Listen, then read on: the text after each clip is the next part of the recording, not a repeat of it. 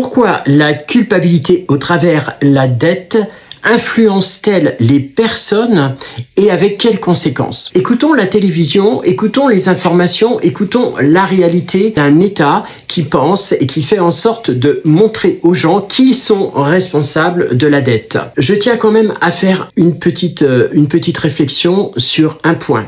Les années Covid, chacun a oublié que ces années-là ont conduit le gouvernement, et heureusement, à protéger les Français, à protéger le travail, à protéger l'avenir en règle générale dans une situation qui a été absolument catastrophique, que chacun d'entre nous a vécu de manière catastrophique. Comme par hasard, des années après, eh bien, on nous envoie la dette à la figure en disant que la dette est la seule et unique responsable de la situation du changement, et on va donc imposer aux gens l'idée qu'ils sont responsables, eux, de la dette. Mais fondamentalement, qu'est-ce que ça va générer chez les personnes? L'absence d'écoute, c'est-à-dire que le gouvernement donne l'impression de ne pas entendre la problématique du peuple. Chacun des gouvernements qui est resté même très peu de temps a essayé de faire changer les choses. Qu'est-ce que ça a généré chez les gens? De l'absence de confiance, de la défiance aussi pour le pouvoir. De plus en plus de personnes, lorsque l'on parle, eh bien, n'ont pas l'impression d'être responsables de la dette, mais on vous sert de manière systématique la raison